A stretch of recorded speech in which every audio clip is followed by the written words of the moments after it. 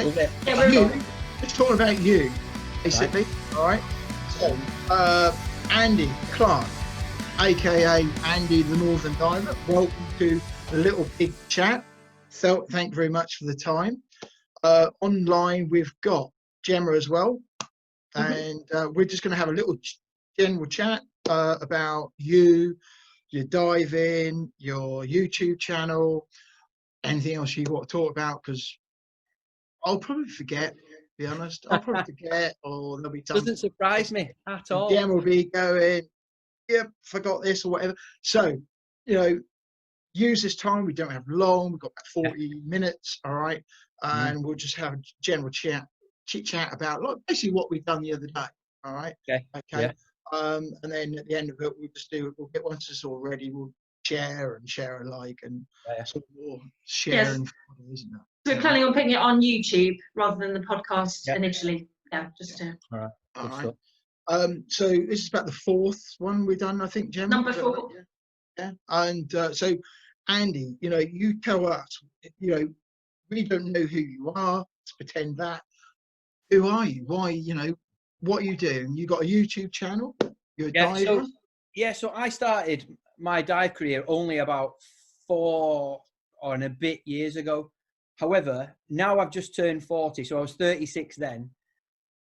At 20, I really wanted to dive. Yeah, I am only 40. Yeah. I had the opportunity for a bloke that when I was an apprentice, I had an opportunity to go for a try dive. Right. I had to be at the pool for sort of 7 o'clock, and my ex-mother-in-law had a freak accident or some operation she needed. So we went to see her, and I was in a mad rush to get back, and we were like 20 minutes too late. So I went down to the pool. It was only half a mile from where I lived, and I'd missed the briefing and I'd missed everything else. So it was a no-go. So the next opportunity I got was on my honeymoon in 2002 in Tenerife. Went on a try dive in the pool, as you do. Oh, if you want to come with us, we'll go out to somewhere. We'll snorkel in the morning and get in the water in the afternoon. Now, whilst I've always been at home doing adventurous stuff and in water, I wasn't akin to open water or deep, vast expanses. So gets in the water, was extremely nervous and didn't enjoy it enough to then take it on as a sport. Probably in my early 20s, I definitely didn't have the money or was in the perhaps right place in the world, or even to have the support, which it does take a lot of time, does take a lot of money, certainly takes up a lot of room in your garage when you've got as much kit as I seem to have accrued. So I got back from Afghanistan in 2008 after serving quite a while in the army, and I came across this gentleman that is now an extremely good friend of mine. He's the guy who's on the first 2 episodes of my podcast. And he was a major and I was a lance corporal. So I was only like the first rung up the ladder. He was about the 12th rung up his. And I was wearing a particular set of uniform, which was not really the right one for that place. There was a couple of us who thought we had something about us, so we'd wear what we wanted. So he came over and it was his responsibility to provide us kit and equipment. So he straight away, why are you wearing that? I'm like, because I can. And kind of just like chinned him off a little bit. And he was like, I'm not having this. Who are you? So he was proper giving me a bollocking. It was quite funny. Now we look back. And I would just be in this late 20s, early 30s gobshite, as I am. Gave him a load of lit back and kind of went, oh, who's that idiot? And chunnering in the background after I'd left him. So a few years later, I progressed up to the rank of sergeant. I was a physical training instructor. So I had quite a bit of kudos and quite a bit of responsibility in that role and in that rank. So I was quite well known. Anyway, this same gentleman was in the office that I was using, but he was dressed completely in civvies. I'd forgotten who he was, didn't recognize him. So I just tipped me out to him, said hello, and carried on with my job. And then over a brew, I was going for a cup of tea and I said, do you fancy a brew? Got to get a name check in. So I said, do you fancy a brew, mate? And he was like, yeah, go on then, I'll have a tea. So I brought him a brew back and then we started chatting. Turns out he was a massive scuba diver. And within the army world, he was quite influential. So he said, I'm running a diving expedition to Fuerteventura, where I live part-time. If you fancy coming out, you know, I'll get your name down on it. You seem like you're interested in that. I was like, mate, I have always wanted to scuba dive. I just never had the opportunity. And I was kind of at that point where I could take it on. He said, well, what you need to do is get yourself trained before you come out to us, because that way you can be more, you'll see more, you'll go deeper, you'll stay longer, and we can progress you further. So I joined the dive club local to us. Now, whilst I'll thank them for some of the fundamentals that they taught me, they also taught me a few life lessons, which was never be browbeaten by someone who is less informed than you are. You know, everybody's got an opinion in this world, but not everybody's opinion is valid or is correct. True. So I'd gone from diving the way they dived. So you stereotypical BCD, octopus regulator set, and a certain type of dry suit or coloured mask or whatever. Now, not that that's wrong, but I think you should go with whatever your peer group or whatever your group or team of divers are using. So you've got a familiarity and a similarity. Now, the ethos that all my mates dived with was the DIR sort of way of diving. It stands for doing it right. So if you know anything about the underwater or global underwater explorers, they all dive a similar configuration of kit, to the point that they've all got the same torch, the same regulator in the mouth. So they've probably all got the same socks on, do you know what I mean? And same underpants. They probably have the same breakfast, I don't know. Or they might not. Well, but they dive this configuration extremely streamlined. So you only have kit that you need for that particular dive. But it's the same hose routine or knife location as everybody else. Go on, Ian. Question for you. So that being the case, what do they do about redundancy? Right. So largely they're all diving on twin sets. Okay. So if you know anything about a twin set, it's largely speaking, two 12-litre cylinders joined with a manifold. I was thinking more like masks and things like that, you know. Oh, so you carry a fur mask. They do still carry masks, spare masks. Yeah. So if you were diving on a twin set, you've got two 12-litre cylinders which are joined with that manifold. So you've got 24 litres of gas, whatever you're breathing.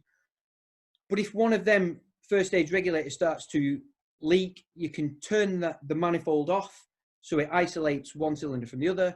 You can then lock down that first stage and open up the manifold, so whatever gas you've got in one mixes with the other, and you've still got a massive amount of gas. So it's great for that. But that's how they dive.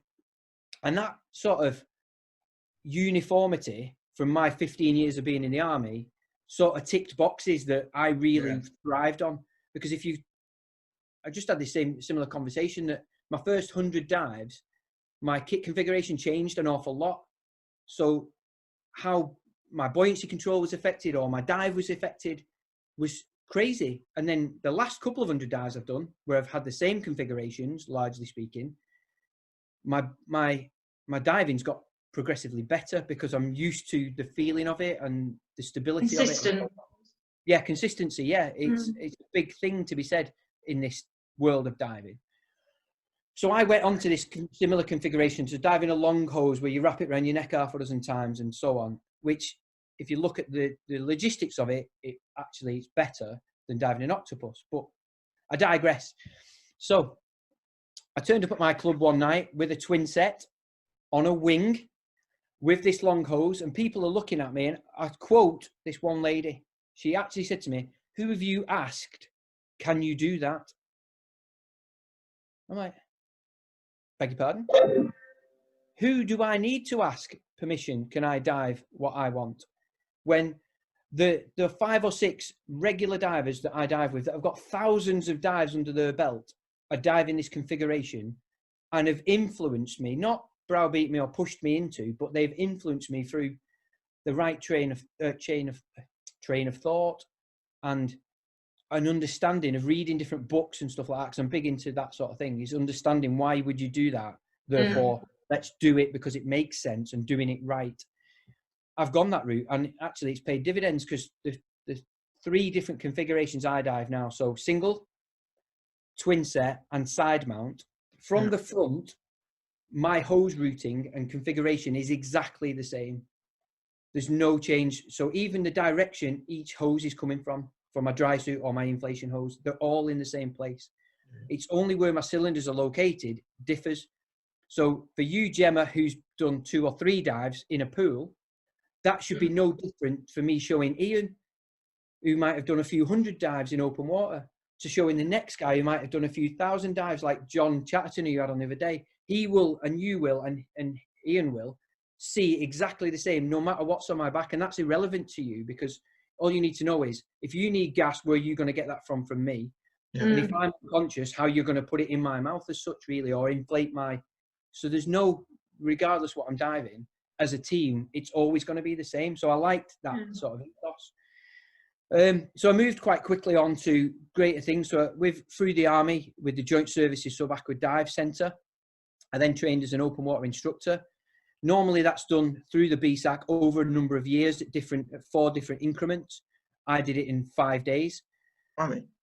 And I was encouraged through the Army to run an expedition to Malta. So that was 17 guys and girls from different walks of life, different areas of the UK. Some had dived, some had never dived. To take them out to Malta for 2 weeks, solid, intensive training to depths of like 30 plus meters. And I was like, okay, yeah, I'm up for that. So I just trained as an open water instructor. I'd gone straight out to Forteventura, where I did my 100th dive. Did it naked, because you've got to do your 100th dive naked. Yeah. Have you? Yeah. Yeah. Yes, you do.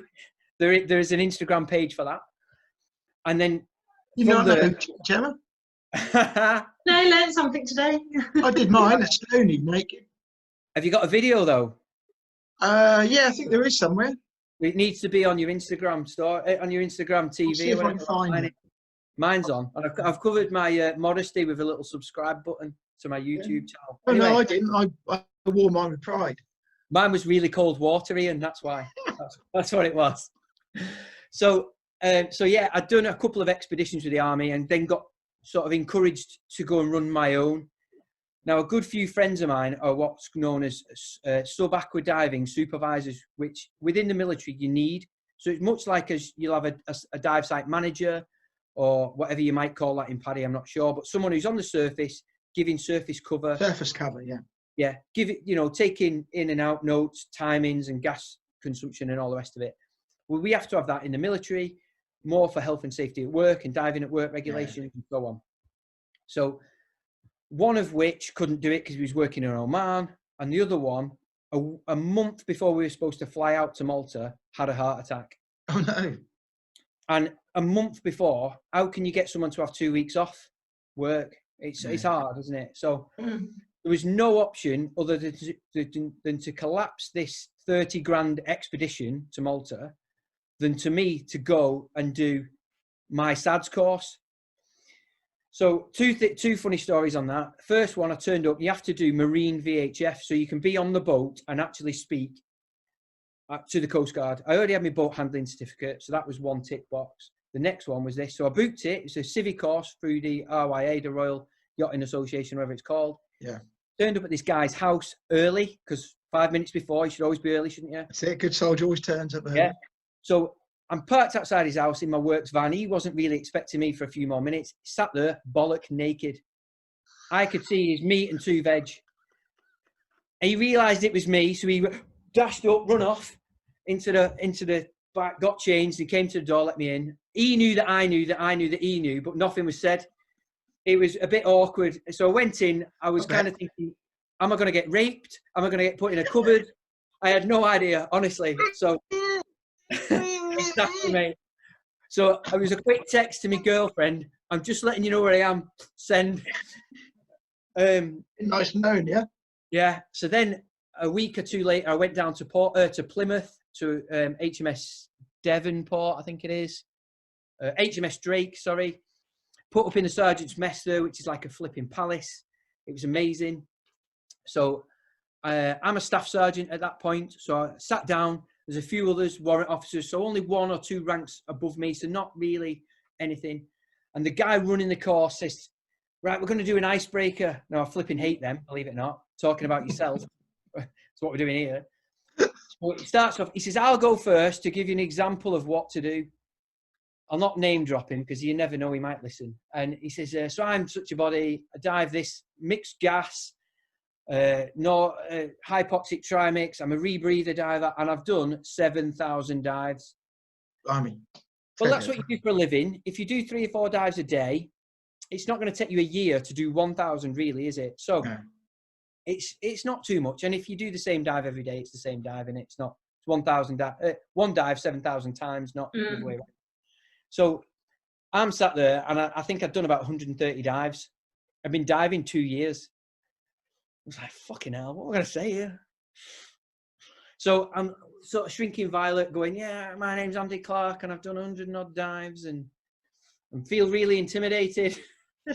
Anyway, went on, smashed the course, went out to Malta, smashed that. It was really, really good, and fell in love with running these expeditions and Malta. So the following 2 years, I ran another 2 expeditions out there, all for friends. We went on and did that. We planned one to go out to Croatia next month. We were going to get some support from the Croatian Tourist Board. They were going to sort of give us an itinerary of places to go, and they were going to feature us. We're going to do a video for them, which is really what I'm interested in. As you can probably see by my enthusiasm of whatever I've done in progression, I really, really love scuba diving. Really? So, no, this much.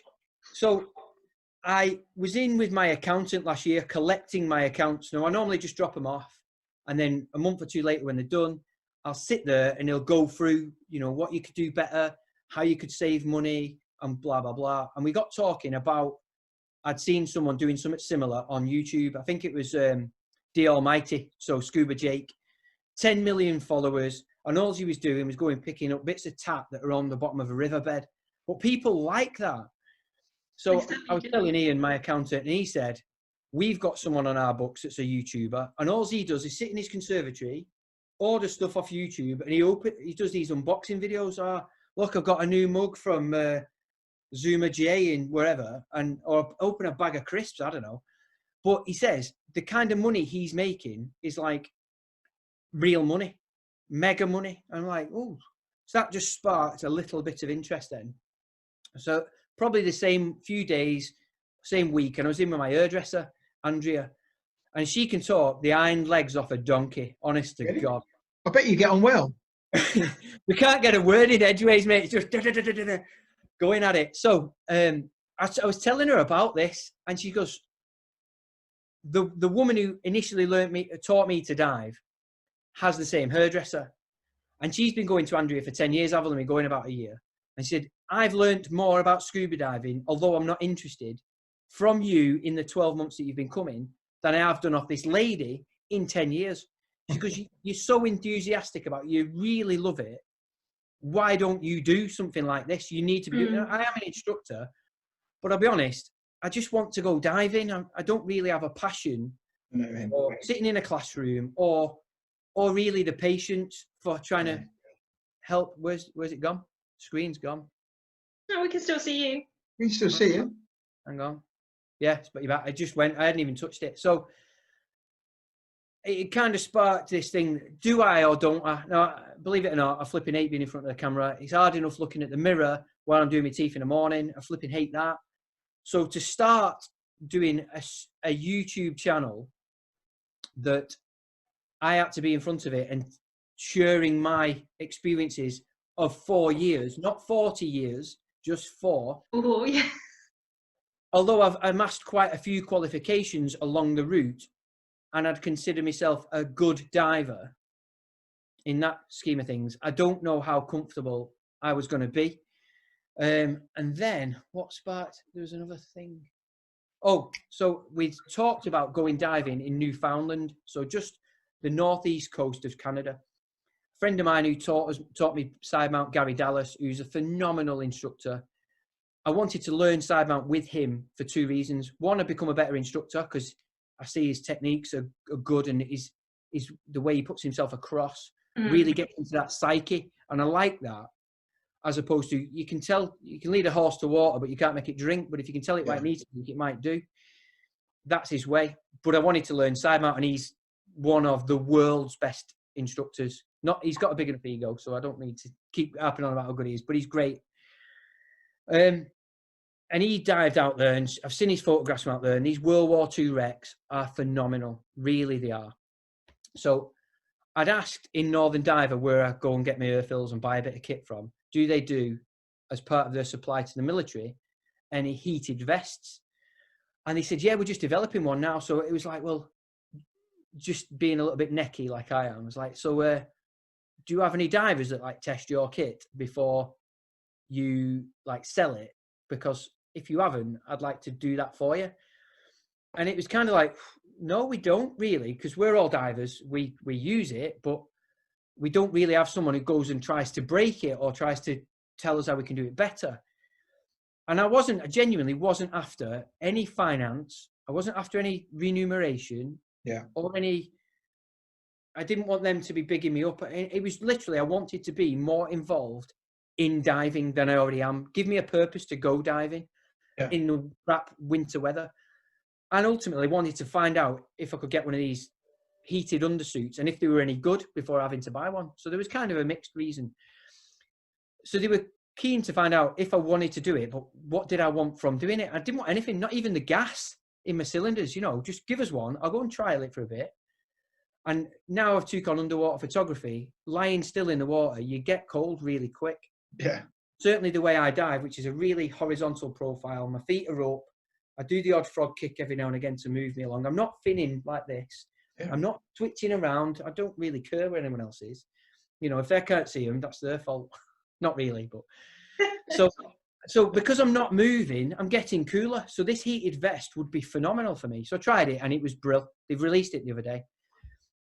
And so all these three things combined, speaking to people and trialing kit, led me to start an Instagram account. So what am I going to call myself? Well, Andy the Northern Diver sprung to mind because I'm Northern. I dive. My name's Andy. It kind of goes in hand with the shop that I shop at. So Instagram sort of took off from there. We were in the Red Sea. I just got my first proper underwater camera. So that flooded while we were out there. So it didn't really work out that I was going to have loads of video and whatever, but it worked. And then these conversations sparked were, let's start YouTube and do some of these. Let's show people how to. So what camera have you got? What do you recommend? What do you to get started with underwater? So my first one was something like an action camera, so similar to a GoPro. Yeah. Why I didn't get a GoPro was because this other one was the same price but could go deeper. But I can only dive to 50 meters on my qualifications and the gas that I breathe. So this other one could go to 100. So why the flipping heck I thought I needed this camera, I have no idea. And the downside with some things, they try to add little bits that you don't need to them. So it adds a means of unscrewing the side of the housing and putting your cable in instead of just undoing the housing. Take your GoPro out, plug it in to charge it. And inevitably, it was that little extra thing that leaked and it drowned. Mm-hmm. I'm bad with cameras. Get that across. Cameras to bad me. With phones. Yeah, I've done that. That's another story. I bought a new iPhone 11 at Christmas. Went up to the shop at Cape and Ray with 2 cylinders, one in each hand to get filled. Where'd you put your wallet and your phone on the way back? In your dry suit pocket, don't you? So tootle all the way back down, connect all the hoses, get back in. I'm at 21 meters at the sump because there was that much rain. The phone in my pocket was ringing. So I pulled my iPhone out. Hello? It still worked. But anyway, so I had to take it back to Apple the next day because it wasn't working. So phones and cameras and water and me are horrendous. Yeah. So I then went on to bought a GoPro Hero 4. Me and Ali went halves on it. And that's been great, really, to take really good underwater video. But it's only in 1080p, which isn't great, let's be honest. And you can't, if it's always going to go back down to 720. It's never going to stay as high as 1080. So your quality is always going to diminish. Yeah. Whereas with it being my 40th at the end of March, I asked for a GoPro Hero 8. So not only has it got stability, although that's electronically done, it's not like on a gimbal. It can give a much more stable video footage, which is great, especially if you're a new diver, you're moving around like that. But it's in 4K. Yeah. So if it ever shuts to the next level down, it's always still going to be in HD, so 1080p. So you're still going to get quite good quality, but you might end up with 4K, which is great in it. But I wanted to progress rather than go on to mixed gas like trimix, because I'm not doing that kind of diving, or onto rebreather diving. Again, I'm not doing that longer dive that I need one.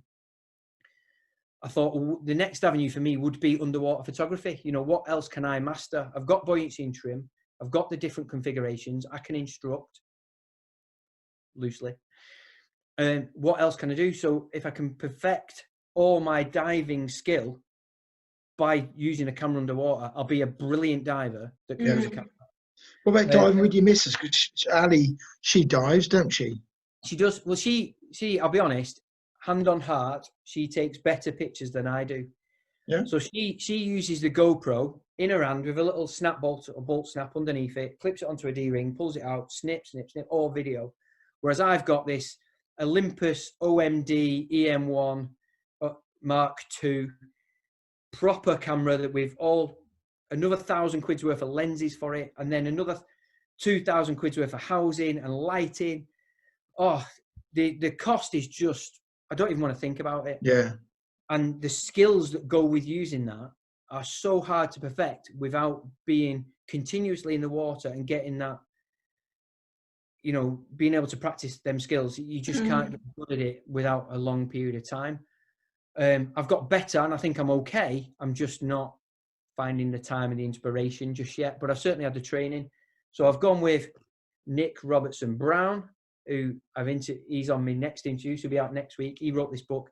Yeah. So anybody who's interested in getting into underwater photography, that would be a great starter because it's written for someone who doesn't know. Yeah, that's good. The first camera you pick up, a proper like stills camera. Yeah. You then read this book, which is only like 20 quid. There's everything in there to teach you about the light triangle. So your shutter speed, your ISO, your, I can't think of it now. Come on. Aperture? Shutter speed, aperture, ISO. That teaches you everything you need to know to get that right. And it's really good that way. So that's progressed my photography as much as joining the NUPG, so the Northern Underwater Photography Group. Because you meet with people who are better, much like my diving started off. So with all that combined, like I said, I started the YouTube channel, which is Andy the Northern Diver. So we do scuba tutorials, so just little snippets. I started off not really knowing. Then I did some research, which is how we got to know each other, isn't it? Yeah. Kind of put out the best quality creativity, or the best content, that's the word I'm looking for. So the best quality content you can with the kit and equipment you've got, which will captivate. So I went with the start stuff. Everyone gets a mask first. So teach them how to pick a mask and what the differences are and why, and then how you can stop it fogging up. And then other things like how you would tie a bit of a clip onto a hose and so on and so forth to make people's progression into the sport easier. Yeah, and it's great for a non-diver or a new diver as well, because it's so easy to understand. I mean, I don't profess to know it all, but I'm just passing on the tips and hints that I was given that I found the most helpful, and try and stay away from those that were not helpful, as in the keyboard warriors, the brow furrowers, you know, those that kind of look down the nose and don't share that experience that they've. Well, you're always going to have them, Andy. Always, and that's part of success. Yes, that is exactly why. After listening to several podcasts over the last couple of months, and not necessarily them being scuba diving podcasts, but more inspirational ones, like we talked about Jason Fox, who does the Wild Tales, and he's the guy who's on the SAS, so you're tough enough thing at the minute. His are all about, granted, the famous people, you know, really well-known celebrities, but they're all about their story of how they came through the resilience, whether it be mental or developed a resilience, to mental and physical challenges. Now, I could relate that to my journey through diving, as you can, as a lot of people I know can. And not only does it improve your skill set as a manager, I think, through some of the skills that we learn, and someone who's running their own business, or, you know, you're a leader, but it can help you put you through difficult situations, and you become more used to that, and it becomes easier. And certainly for you, Ian, you said the other day, it's your relaxing period, isn't it? You get definitely, I love it. And it's almost like going for counselling or for mediation. You can go in there and just have that release and that relax that some people get from yoga, some people get from running, some people get from fighting, like martial arts kind of stuff, or drinking. And it's a really healthy release. It's not healthy for your bank balance, I'll give you that. That's like a you common can't take thing. it with you. No, but I got to, the one thing I've got to put out there is, I wouldn't know you two if it wasn't for me learning scuba diving 2 years ago. It's 4 years true. ago. And I'm speaking to a guy in New Zealand at the minute. I'm speaking to a guy in Ireland. I've had a guy on from Canada. These are all over the world, if not just in my locality. So I've got friends that I would never, ever, ever have if it wasn't for scuba diving. So the networking and communication and counselling and support networks that we get through diving are what my sort of idea was with starting what wasn't going to be a podcast. It was going to be just another sort of channel, not channel, what do you call them? YouTube. On YouTube, you've got different series, playlist. It was going to be another playlist on my YouTube, but then I quickly discovered nobody wants to watch two people just chatting. It becomes quite dull. Where the other day I was at work and I had Jason Fox's latest podcast on, just on headphones. I was mowing somebody's lawn, and it was quite easy to listen to, whereas I do listen to quite a lot of them at bedtime. That's not to say I fall asleep listening to people's podcasts. You go to YouTube for a completely different reason to then why you go to somewhere like iTunes or Spotify to listen to what is a radio station. Yeah, they're two different things, mediums, and you have to use them for different ways. And there's ones out there, and they'll do a show which is like an hour and a half long, and that there will be people will go to that, and they'll get that will appeal to some people, but generally speaking, and this is why we had to change as well, because people go to YouTube, they want short, like how you do with your YouTube, short 5-10 minutes even at push. And you only got to look at the big YouTubers. None of their videos are very long. They're all short, punchy, bang. And you get 4 minutes left. Just let you know. I think you've done the right thing. And it gives you more options and more coverage, Andy. I think what the hard thing about the difference between YouTube and podcasting, as I'm sure you know, is YouTube, short of you having the equipment, you can do what you want, bang it straight out, and that's it, done. All you've had to invest really is in kit and equipment you had anyway, and your time. Whereas podcasting, before you even start, it's it's 100 or so quid, isn't it? No, not really. We started ours quite cheap, really. You've always got the hosting and things. It's not like YouTube where it's free. Yeah. So that's 100 quid before you start, and then you need a domain name where you didn't need a domain name for YouTube, and then you've got to have a website maybe. Now that's not where I wanted to go. I never wanted to. You need a website, we've got one, and I don't know whether really we needed it, to be honest. Certainly for me, for work, I get more off Wigan Council's website and my Facebook than I do on my own website. Yeah. But any commercial work that comes off your website. Yeah. A business not looking on Facebook for someone who does what I do, and you do, Ian, as well. In the same. So there's different things. But if you've got that, if you've got your website, it's there already, in it. Yeah. So if someone is looking for you via websites, they're going to find you.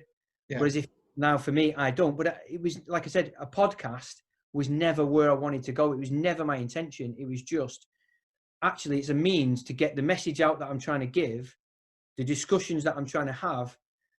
It was a way of getting that out that YouTube really didn't tick that box. So what I'm going to do with the YouTube is is just have like that thumbnail as the background, because I think it's great having this interaction on camera because you can see each other's mannerisms and you can kind of get into the humor of them or the seriousness of the conversation, but it's not going to make great conversation to watch.